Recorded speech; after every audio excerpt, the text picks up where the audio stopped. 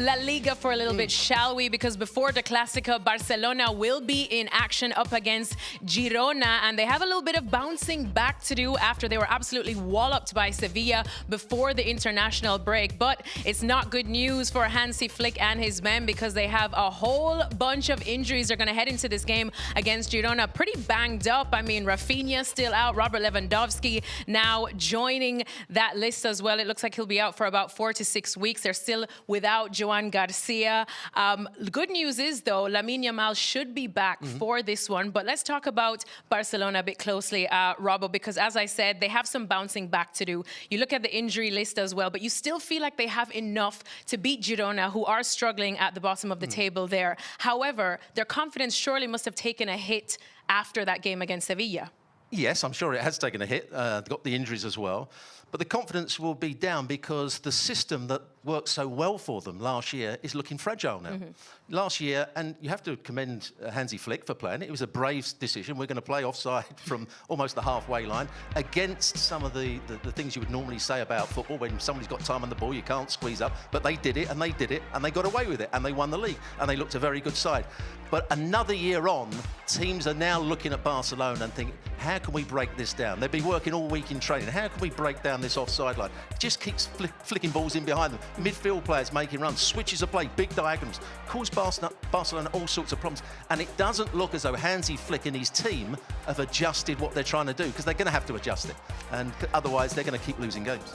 They are going to have to adjust it, but it doesn't seem like he wants to change his system too much. Didi and Archie especially, you guys definitely would have witnessed a lot of the highs and lows of Hansi Flick's managerial career here in Germany. And we've been discussing this not just this season, but from last season, that it's a matter of time before teams figure out how to get Barcelona, especially with that high line. But please explain to me why he's still so stubborn with it. He doesn't seem to want to change. Didi? I don't know. Well, I was asked the question last year in February, March, when obviously got to the business end of the Champions League. For me, they've never been contenders last season. If you defend, as Robert just said, on the halfway line, it's impossible. And they played in the semi-final. They were lucky that Inter knocked out Bayern Munich. They play an Asian Inter Milan side. They've got 4 or 5 players past 35. They conceded 5 or 6 goals over the 2 legs. And obviously, we've seen a very one-sided game here in May, or the 1st of June. Paris in the final against Inter. I'm not sure it would have been a different story against Barcelona, because the way they play, it's not possible. They did well in the league. I know he won the Champions League with Bayern Munich, did ever so well. I think where he's good at, Hansi, is form a relationship with the players. But we shouldn't forget, in Munich, he won the Champions League when it was COVID. All the German teams started 4 weeks earlier than the rest of Europe. Leipzig got into the semi-final in Lisbon at the final tournament. Got the job at the national team, didn't do too well. I'm very surprised how well he's doing. But as I said, he's done well in the league, okay in the Champions League. But if they carry on playing the way they did last season, and he seems to play the same way, I don't think they're contenders in the Champions League. He has managed to rehabilitate his reputation in Spain, because leaving the Germany job, I think a lot of people thought, how good is this coach really? Did he just land with the right group of players at Bayern? And I think that there are still probably people in Germany who think, did he just land with the right group of players at Barcelona? He's got Lamine Yamal. What a joy and what a gift that is for him. But I'd say that I put him in a similar bracket to Thomas Tuchel, in terms of how here's a coach who's gone abroad, not really appreciated for the person that he is, or the character or the coach that he is in Germany, and seen, I would say, if I was generalising, going a bit over the top, seen as a bit of a kind of a grumpy, who is this guy? Does he really know what he is?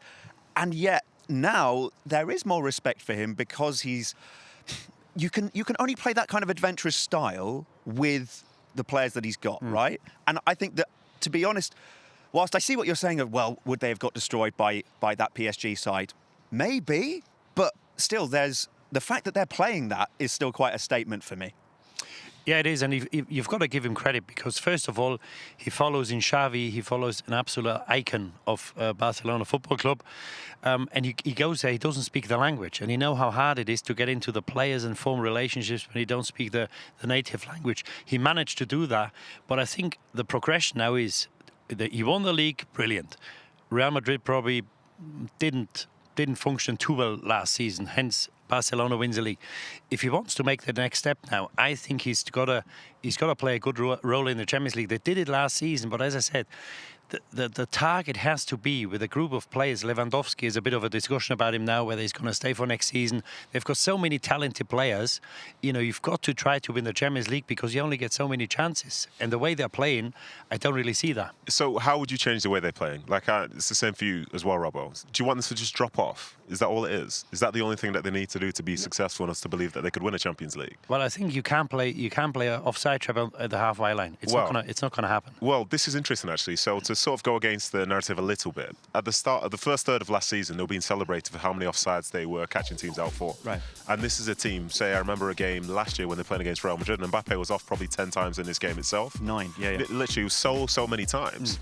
And the critique was more about Mbappe says, oh, he should just do this, should just do that. But as the season went on, you'd hear opposition players talk about how they knew it was coming, but they couldn't do it the way that they wanted to when the game actually came. And I think some of the practice, it can lead to one thing, but when you see it properly, I think it is different. And I think my concern from a Barcelona standpoint isn't necessarily about the line, which is high, which would make every defender sort of like feel a bit uncomfortable as you see it. Why is there not more pressure on the ball higher up the field? I think that for me is the starting point. In the game against Seville a couple of weeks ago, the amount of times the players were uncontested, just playing the ball in behind. If the opposition are the ones who are dictating the timing, then the offside line is not going to work. If you can be Barcelona and really apply the pressure to make them essentially, mistime some of the passes with the attackers and the midfielders, the defenders and so on, then before you know it, they have all those offsides again. And this is a side that won La Liga, so clearly it's not the worst system in the world. You're absolutely right, Nedum. The pressing at the front has to be absolutely perfect. They've got to make sure nobody has time on the ball to pick those passes out. But if that's not the case, then the defenders have to see that and say, well, we can't press the ball now. We can't run up.